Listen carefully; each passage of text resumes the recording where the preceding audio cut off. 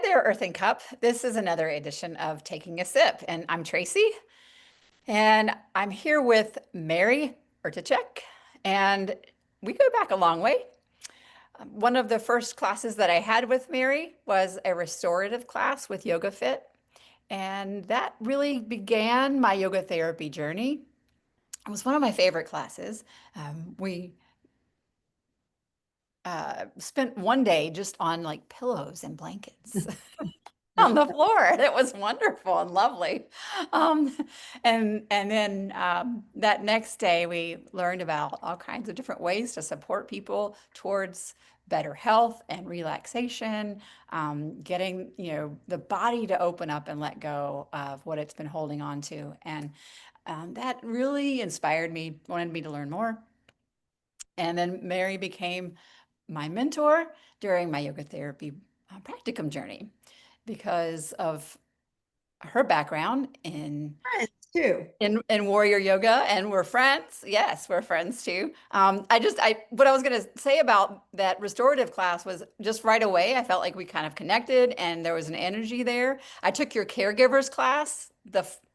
It was either the day before or the day after, and that also resonated with me. And we may come back to that because caregivers, I think, is such and I'd like to ask more about that as we go and come back to that. But first, tell us your story. Where are you from? Where'd you grow up? What got you into yoga? Okay, so I want to try to condense this because it actually, when I really tell the story, it's a beautiful story and it's a bittersweet story. So I'm from Pittsburgh, Pennsylvania, Steeler fan. I have season tickets. I'm not leaving that out. So they're so far having a good season whenever anybody watches this. So that's a big part of who I am because if you know Pittsburghers, we're very down to earth people. I think we're warm people. So I think that has always been a part have and relatable that has made me feel that I can connect with people, that I never feel like I know more. I'm learning along with my students. I'm learning along with, I'm a lifelong learner with everything. And I think life has given me a lot of lessons, or God has when I haven't listened that well. And I'm not intentionally throwing that in. That is part of my story. So I'm from Pittsburgh. How did I get into yoga? So my mother, who passed away in 1996, we were teaching at a gym in a little town of Pittsburgh. So her and I would go. The teacher's name was Ray Klein. Again, I want to give credit where credit's due. I'll never forget her. She was maybe 4 feet tall. It was Iyengar style of yoga. And if anybody knows out there, it's kind of very stylistic, very different than how I currently teach, but it resonated with me.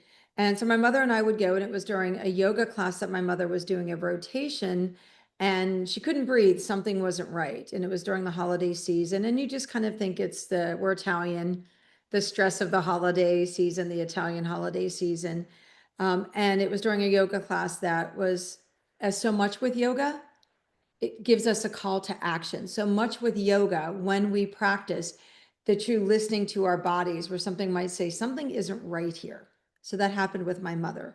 Long, short, she had mesothelioma.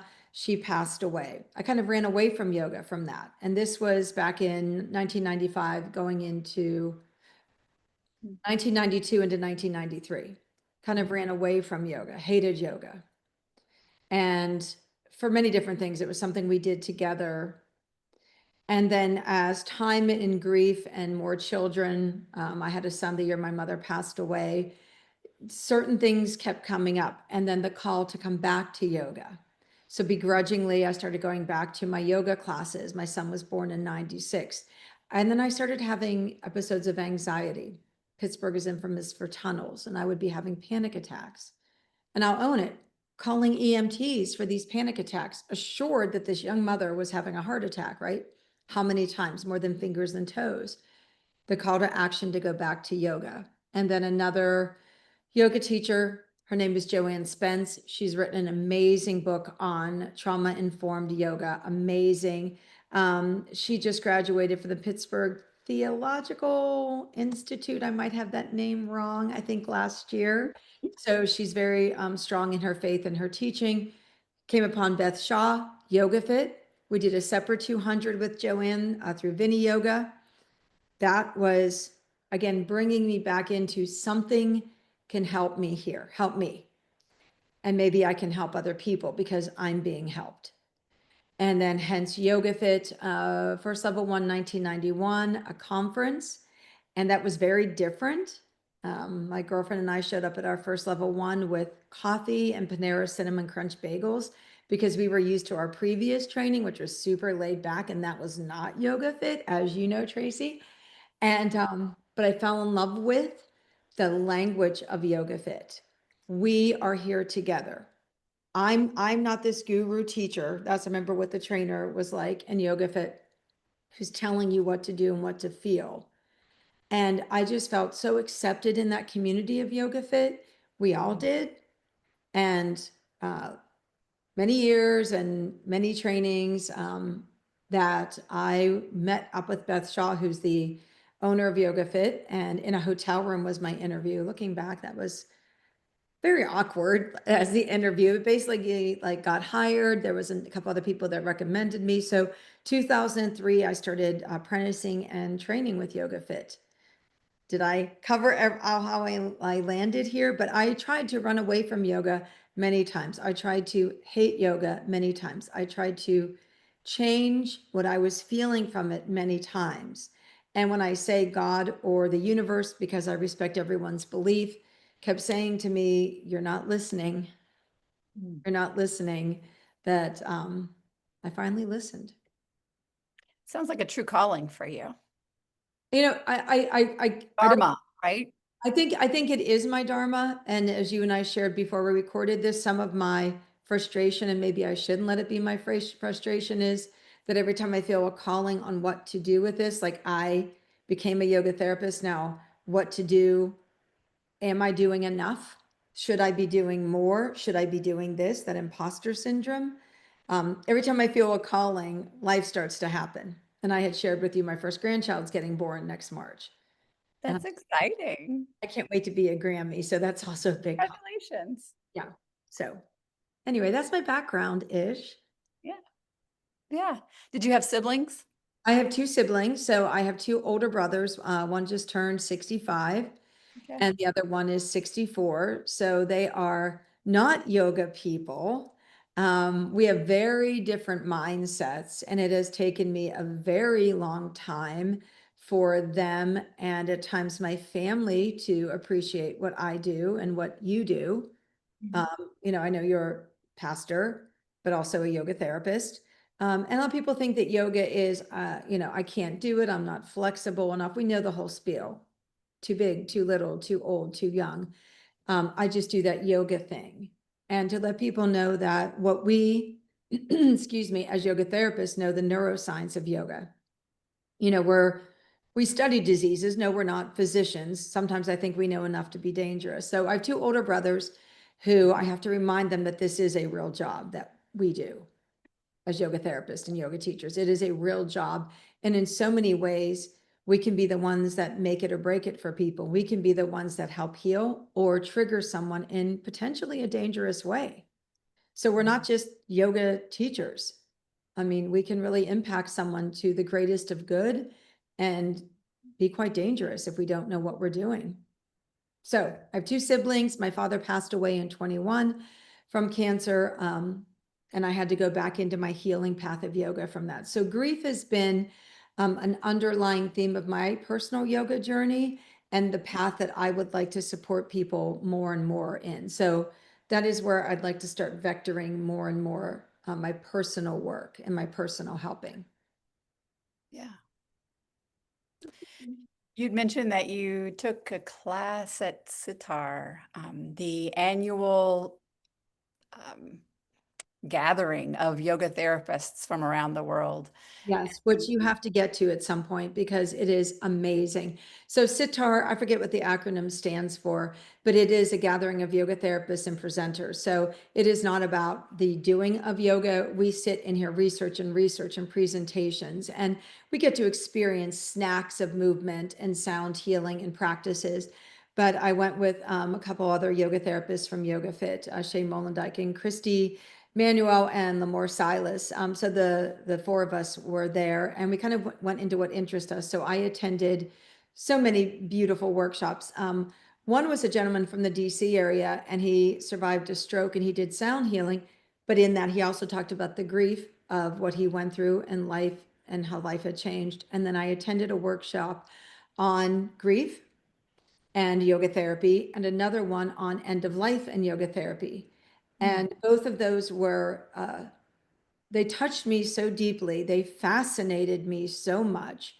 And I just kept thinking, that was me. That was me over and over again. That while I wish I would have had back when my mother passed away in the late 90s and early 2000s when I was seeking healing, because I didn't become a yoga therapist until, oh my goodness, the years. I think it was official 2020, no, 2021. Don't, I can't remember now. Something happened in 2023, but I've been a yoga therapist much longer than that. So Oh, yeah. yes, so I can't keep track of years in life right now, or maybe I'm 59 years old and my brain, it needs refreshers. But so those two workshops and presentations and research were very pivotal. And I think something that everybody who does any kind of ministry to anyone, and I think yoga is at times a ministry because we can't bring to our classes and our private clients something, to be honest, that we haven't maybe experienced or worked with. So yes, those were my two that from Sitar. Yeah. That again, letting your community know that. So I know you asked me like what fills my cup Mhm. was part of your question. What fills my cup? Yeah. I Mhm. do have faith. Is it a strong? People say to me, "Do you have a strong faith?" I said, "I don't like to quantify is my faith strong or not. I mean, I believe in God. I believe that there are angels, goodness, spirits. I believe that yoga, we can hear the messages of God or our spirituality by the practice of yoga because we learn to move into stillness. We learn to be able to not quiet the mind, but say that thought, not now, this thought right now, Mhm. right? And there we can hear messages. We can take time to pray. We can take time to listen and feel with that. And somehow I got off tangent with that. But what fills my cup is that. What fills Yeah. my cup is that. And what fills my cup is my children. Mm. I have two children. So I have a son who's going to be turning 29 and a daughter who's 32 and a wonderful new daughter-in-law. That fills my cup. And what fills my cup is relationships like what you and I have within the yoga therapy and the yoga community of like-minded folks that understand that there's help and there's healing, and we at times need our own help and our own healing. So all of these things fill my cup, that I wake up with a sense of purpose, a sense of needing to learn more, a sense of wanting to help, but also a sense of being willing to be helped. Mm. And I have a deep sense of love. So what again fills my cup is a sense of love. I love what I do. I love that I get to have people in my life that I love, people that bring me so much joy. And it's ironic. Yesterday I was thinking, I thought of you. I thought of another friend, Crystal. I thought of and I said, wow, like before my time, my calling home, wouldn't it Mm. be lovely to have all these people that also fill my cup together? Mhm. No, so that's when you ask me what fills your cup. I'm very blessed and so grateful that I have so much that fills my cup. And I think at times we feel so distraught or depressed, and I've been there in moments of deep grief and so fearful that sometimes we need a community that says it's not about don't feel what you're feeling, but you are loved. And it might just be the pastor, the yoga therapist, the family member that reminds us that maybe that's just a drop in our cup. It doesn't fill it at all. But can we find the drop in our cup and then another drop in our cup? And we do that as yoga therapists, don't we? We help our students and clients what fills their cup. What are the drops? And then maybe it gets full and maybe it'll take a long time for their cup to get full, but we can help them find that drop, and yoga therapy can help people find that drop to start to fill their cup. Might be my 3 thoughts. I went on a tangent, didn't I? No, I was going to say, like, to someone listening who is experiencing grief, loss for, you know, any number of reasons in their, life right now, what what's something you would say to them so that they feel heard and might take a step towards healing? Know that, and I work in grief. That's where I've slowly, and I lead our trainings in grief, and I clamor to lead them. So what I would say to them is, you are grieving because you love. Mm. So I'm not saying transform your grief into love. I am sharing the message that, dear Lord, you should have sent it early on, but it wasn't my time. That what I known, and when my mother died, that grief is love. Because for someone listening, if you are feeling despondent in the grief, or it's because it's causing other conditions, mine was anxiety, or maybe I had latent anxiety and this opened the doorway. But know, if you are feeling grief and this loss and the sadness that goes with this and the despondency, I ate my grief. Mm. Um, I ate my grief. I had put on a lot of weight, and it was becoming unhealthy. So I am not a body shamer. I believe every body is beautiful. I truly believe that. I did lose the weight because it was affecting my health and well-being. So I needed to, sidebar out there. But that is not indicative of anybody with body weight, but I ate my grief. Had I known what I'm trying to impart right now, that that was just love, that I was feeling love, such deep love. Wow, how I could have handled that differently. My yoga practices would have been differently. I would have done heart-based practices. I would have done more gut-based practices. In yoga therapy, we know we work so much in the vagus nerve and gut brain. Yeah. Had I that would have been my work, right? Had I known that when I was reaching for something to not fill my cup, but fill my gut, fill my emotions, that at times was food and wine, not alcohol. And I did not have a drinking problem, but maybe one more glass than I should have had. I'll own that, right? But it was also, my dad died during COVID. So let me be kind to myself and put some caveats in there. So folks listening, also keep in mind, when did your loss happen? So if you're Yeah. hearing this and your loss happened during COVID, like mine, that was loss upon loss, right, folks? We were losing our community. We were losing Yeah. love to hold me during that grief, right? So we also have to be kind and compassionate.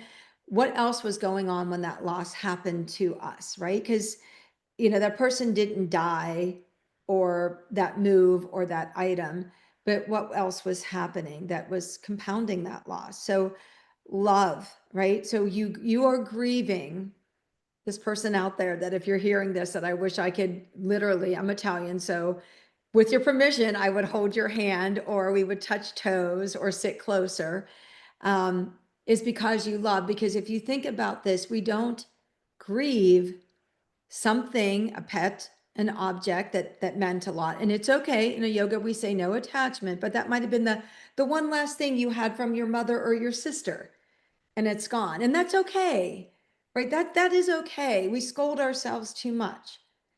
But you loved that pet or that person. You loved that object that held those memories that are so important for us, because we don't grieve things that we don't love. So applaud yourself that, wow, you really love, not loved. You are a creature of love. And with that is light. And in that, and we call bhakti yoga, God, we love like the divine, right? So now you're a bhakti yoga. That's even more amazing, Mhm. or I'm going to call you a bhakti yoga, Mhm. because we don't grieve what we don't love. We might hear of another's passing and say, "Oh, I'm sorry. That's hard." That's really, I don't even say I'm sorry to someone when they talk about someone died. I kind of Brene Brown them a little bit and say, "Yes, this is hard. This sucks. This is horrible. Got to validate it. It's terrible, but if I can be of support, and I don't mean that flippantly, and then if the door is open, I say, but you are grieving because you loved them. Because I don't grieve someone that I don't meet, and please don't think that's cold-hearted, but I can empathize with you. I can hold space for you. I can help you with practices to work with the grieving, but I didn't know this person to love them. Does Yeah. that make sense? Am I making sense? But as a human being, I know that's a painful experience another human being is going through, Yeah. right? So true grief, from all my studies and research and the methodologies I bring in, is when we start to reframe it as love, it becomes a beautiful thing while maybe still a painful thing. I hope that makes sense. I hope I'm explaining this. And in there, you made a twist to say, um, it's not just about the loss, because it's a beautiful thing. Grief can lead to depression, you know, Anxiety. all kinds of things. But there was a, a turn in what you said, that that ability to grieve comes from a place of love. Yes, yes, That, you know, we are, it affirms our capacity to be loving. right, right. Because again, and I'll Sometimes basically, I think depression sort of takes us sometimes down a different road, right? because and anxiety took me down a different road, right? Because and that could be a comorbidity that any of us already have, right? So we could be an individual who is they're not depressed. Again, I don't like to say I am anything, right? So it could be something that we're experiencing depression, depressive states, because not everyone is clinically depressed. I think a lot of times we get diagnosed with clinical anxiety, right? And then we can never get that off our medical records. When for me, now I look back, well, I was having anxious episodes because of this loss and grief. So now, this anxiety disorder follows me in my medical records. So be it. So be it. So be kind to yourself out there, because you might already have been diagnosed with depression, anxiety, other conditions, PTSD, right? But you still have this amazing capacity to love. So don't let them get distorted or meshed in someone saying, well, you're only feeling this way in grief, oh, because you already have depression. No, I am a loving, compassionate being. I loved this person, place, or thing, this pet, right? I am capable of love. And that is something to be applauded and can be worked with. And as a yoga therapist and a yoga teacher, we can help people by, let's focus on that. There are so many practices within yoga, yoga therapy. And let's not leave out adjunct modalities, which are out of a yoga therapist realm. So as a yoga therapist, there are certain things that are outside their adjunct that we have to do as referrals. So for me, EMDR has been repeatedly healing. I just did it in January of this year. Again, as part of my grief healing, that I have to go outside to a mental health practitioner. For a moment, I felt shame. Let's be honest. I'm a yoga therapist. I teach and help people. Why can't I do this for myself? And then I sat myself down saying, because you can't. Yeah. Because you can't draw your own blood. You got to go to someone when you need blood work. Mhm. Can't do your own MRI. So why are you feeling ashamed that you're going to someone else? So yoga therapist folks can also help you in finding perhaps a good adjunct therapy. So we can work with you, our tools, our healing, sound, movement. Tracy talked about heart math. We have so many tools that we can help you, but a good yoga teacher, so maybe you're just working with a yoga teacher, should also be able to say to you, out of the realm of my scope of practice, I Yeah. suggest you try this. And even as yoga teachers and yoga therapists, we're not anti-medication. So again, going back to if you're experiencing grief or loss and you are given some medication to assist, that is something I personally never tell my students to get off of any medication. I cannot.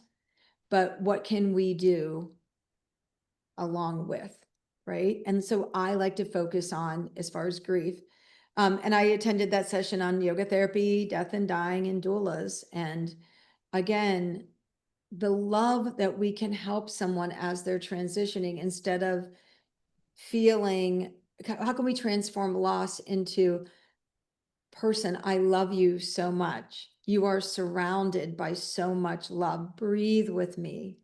Right. So there's Mhm. so many yoga therapy tools that we have that can even help a family member transition. If we can learn to transform our grief, not transform it, but recognize grief is also love.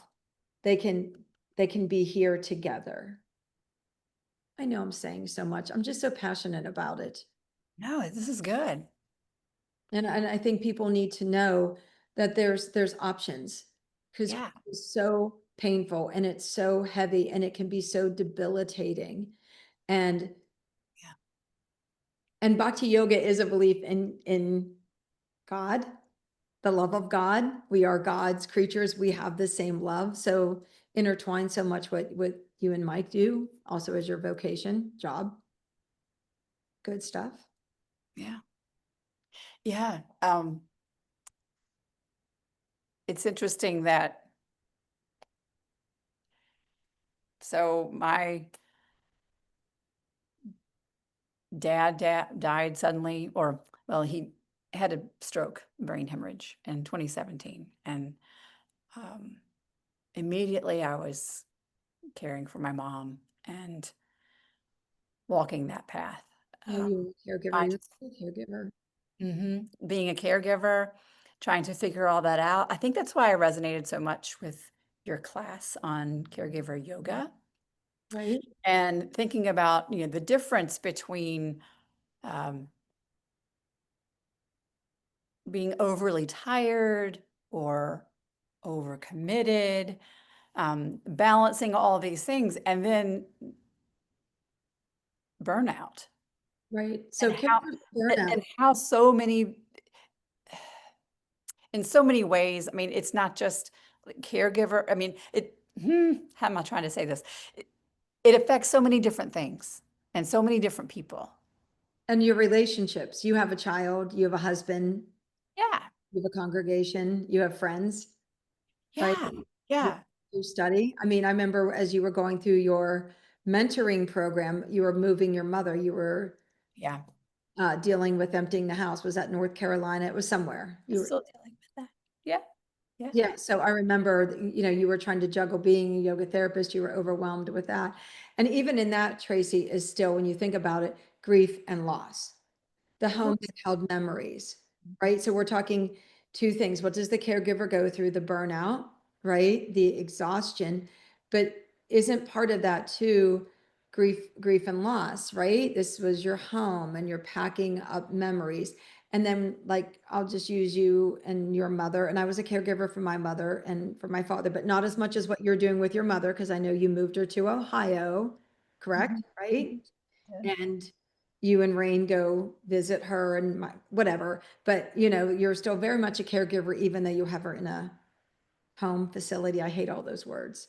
Right, right. She lives down the street, um, but and I have help. I'm grateful, so grateful, because I could not be as present with her as I would want to be. Um,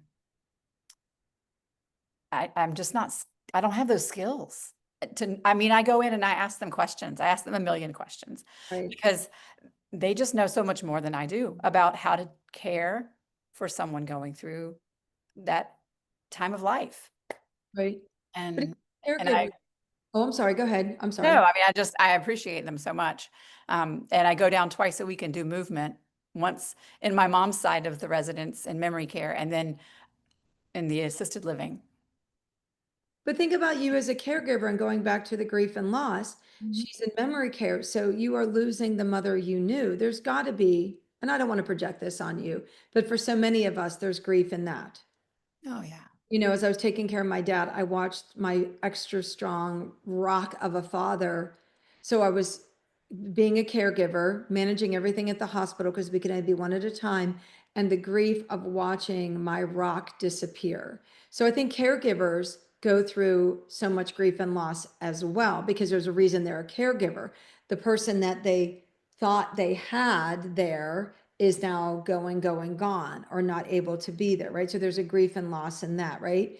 Your mother, who was your mother, you're losing bits and pieces of her, right? You're losing maybe stories, Oh, sure. stories that you can only tell about your dad, right? So caregivers go through scheduling burnout, relationship burnout, lack of sleep, inability, right? So bringing it back to why you and I are chatting, where can yoga help, right? So we're not saying go take an hour to be on the mat. I didn't have that, but let me teach you something. So again, you mentioned we have something that's called a quick coherent technique. I teach a 60-second breath meditation, also known as box breath. So yoga teachers and yoga therapists can say to this caregiver, I'm not asking you to give me an hour. Let me show you something while you're there in that moment that you give yourself 60 seconds or 5 minutes. Would you lead us right now, Mary? I'll do, how about we do the 60-second box breathing? Because that's my go-to. I love that. Yes. Your heart math, but this is something that, as those of us that anytime, anywhere. So 60-second box breathing is something that's big in the Navy SEAL community, big in the military community. So if everyone listening, I know you might have, hopefully you hung in this long, folks, on our girl chat. So you can sit upright. And this is something nice about this. You don't even have to close your eyes. And this is something that we can help guide people through. But if you'd like to close your eyes, I obviously will not. Tracy does not have to either. But if you are listening to this at home or in your car, beautiful thing about this, you don't need a yoga mat. You can do this while you're even in a meeting that might be a little stressful. So just find yourself easily grounded, easily grounded. Because as I said, you might be stuck in a meeting where your legs are crossed and your hands are holding a pen. But take a moment just to maybe say to yourself, I am here. I am here and I am feeling what I'm feeling, because we're never going to negate feelings. We're not going to negate anything we're feeling. Present moment, I am here and I am feeling. We don't even have to add that on. Easiest thing to feel is the breath. So maybe we say to ourselves, I am here, I am feeling, and I'm feeling my breath. So I'll just pause for a moment to just let everyone have a moment to give that a try.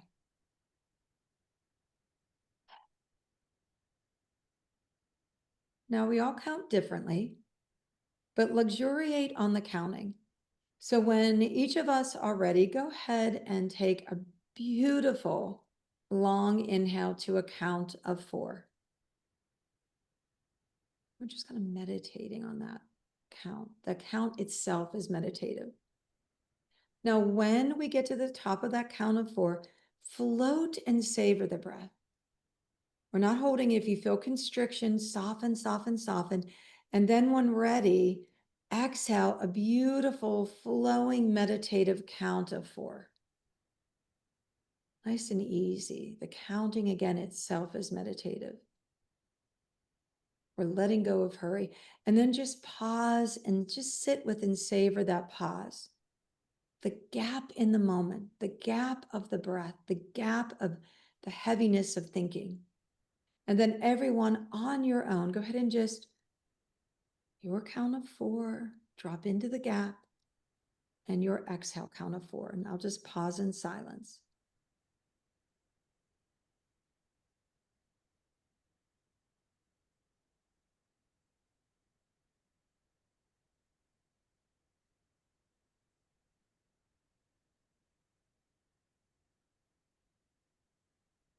And then maybe a moment to say again, I am here. I am feeling all the feels, and that is the present moment. So essentially, folks, that is what I call a 60-second meditation, my little fluffy variation of box breath, so that the counting itself anchors us. The counting itself becomes a meditation. I call it dropping into the gap. And as I said, it's the gap between the breath, the thoughts, just drop into that gap. And then, so it's 4 inhale, 4 exhale, 4 inhale, 4 exhale. It's about 24 seconds. or 16 seconds, here I am again, because I think of the gap. So don't even worry about how long the gap should be. Yeah. We just don't want to feel like I'm holding, because we know attention and a caregiver might just feel like this all the time anyway, right? Yeah. So that's why, okay, I told you all I like wine. My husband's a wine collector. So my thing with the gap has always been like, I'm savoring a delicious taste of wine. That can be your yum yum chocolate. Okay. So if something comes to mind, Dark chocolate. right, that dark chocolate, if something comes to mind that grounds you there and it makes you have a little giggle that I'm savoring for 4 counts or one count of bite of chocolate, go for it. In Mhm. yoga therapy, we're not restrictive. As long as it's not harmful or self-harming, we are not restrictive. Mhm. So that's, or at least I like to think that we're not. Yeah. Yeah. Savor that moment. Savor that moment, right? But again, go back to what I was saying, like, what is a drop that can fill your cup? And maybe the savoring that moment is a drop. I took 60 seconds. Ah, there's a drop, Yeah. right? So we don't have to pour, we don't have to be like, oh my God, I have nothing to fill my cup. We can fill our cup drop by drop. And then maybe one day we turn around and go, it's still only half full. That's okay. It was empty before, right? So that's a good thing. It's a good thing. Yeah. I hope that was helpful, everyone. It's wonderful. Thank you for that 60-second transition of Be longer, but I own it, but still. yeah, no, that's great. I use that particular box breath a lot, just to feel grounded, recenter, and get ready for whatever's next. For me personally, that's before I have an underlying condition that I get medical tests for, um, pretty frequently. And I do that before screenings and stuff. And then I just go into acceptance, because really we have no choice but to accept the present moment anyway. Yeah. So so I hope that's helpful, everyone out there listening, that there is hope if you're experiencing grief. There Mhm. is love if you're experiencing grief. It might not feel like it, but I'd be happy to help you. And I know you got Tracy. There are so many that can help you if you're going through this. But know that you are a loving being that is grieving. You are not grief. You are a being full of capable, caregivers out there that are overwhelmed. You're a loving being, because it's very hard to be a caregiver, and you might have fallen into this role. Maybe you didn't want it. It was one more thing on your plate. You couldn't do it. But think about what a caring and compassionate person, because you are doing your best. So again, there's love in that too. You are Yeah, a loving being, absolutely. I mean, sometimes caregiving is our profession, right? our vocation. And then sometimes we feel like we're outside of our element, just doing the best that we can. We are, because we're human beings. No matter what our vocation is, we are human beings that come with our own foibles, our own stories, our own healing, our ongoing healing. And we are doing the best that we can. Therefore, we need to treat ourselves with love. Mhm. Because if not, it just becomes that cycle, right? That cycle. But sometimes we need to work with someone, as I have done, and study to recognize, okay, there's love in here. And that's a good landing place. Yeah. And yoga therapy can help, because even a mat class, a chair class, doesn't have to even be with a yoga therapist. Hopefully we can be taught to feel and love. That's a big speech I gave. Oh, it's beautiful. I think everyone now knows why I love Mary. Why we connected, I think, in those first classes.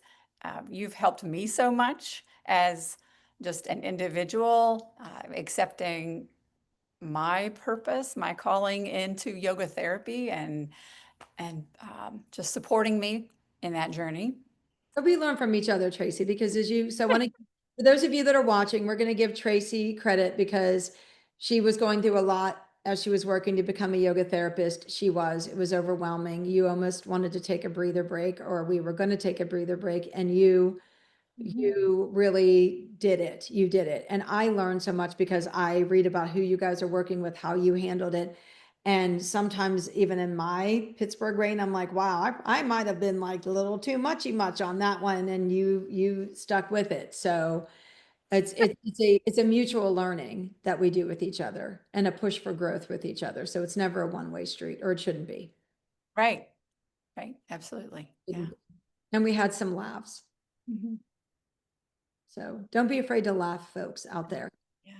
And lots of Zoom with kitty cats and maybe Yes. the occasional glass of wine or And Rain with that. popping in and Mike popping in Yeah. and all of that.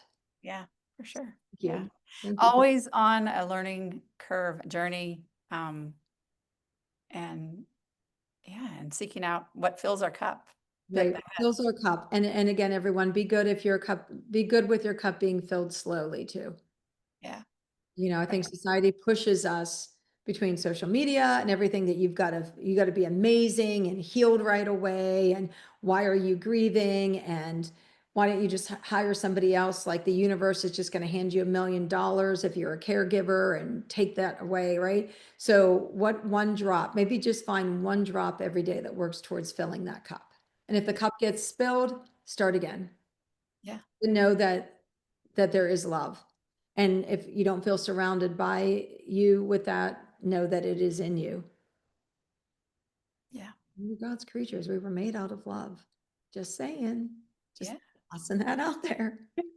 Well, and your story is so much about creating your own sangha, your community, right? Creating that circle of love and, you know, people and friends who can be in it with you. And Sometimes we have to create that, right? We can't just expect it to land. So, that's one more thing on our plate, right? But then that might be the one more thing that fills our cup, but we don't have to overwhelm ourselves with that either. And yeah, maybe that's again me turning 59, that I'd rather have a few good people in my life than feel like I did in my 20s of having too big of a tribe either, because the ones I have fill my cup.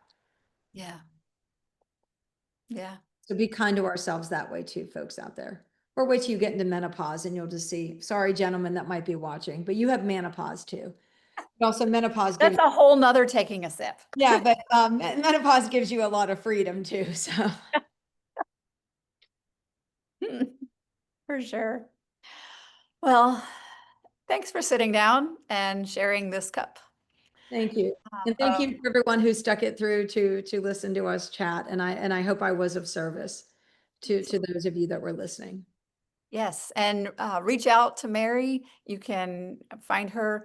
Do you want to tell them how to get in touch with Yeah, you? I mean, my email is, I have two emails. My email is like a previous last name, but it's just easier. So it's M as in Mary, E, which was my previous maiden name, Elko. So M-E comfort, like the word comfortable. So it's not me comfort, but it looks like it. So it's MECOMFORT at verizon.net. You can also reach me at host, HOST at YogaFit.com. But Tracy is she might already be fulfilling a role for you, but there's a lot of us out here that want to and are willing to help and support. So, Yeah, for sure. and if Yeah, I reach can't, out. I'll try to direct you best that I can. Yeah, reach out to me or to Mary. I can get you in touch with her. And I'll set be able to help. yeah, and if we were to have a Yoga Fit conference here in the studio, maybe we could get Mary out. So Well, we keep talking about that, Tracy. we keep dreaming. We keep dreaming about it. One day it'll happen. All right. Thank you. Thank Uh, you. Thank you and all. everyone, thank you for listening. Be sure to follow us on Earth and Cup on Facebook or at our website. And you can click and join our monthly newsletter and receive the link to this video. Peace.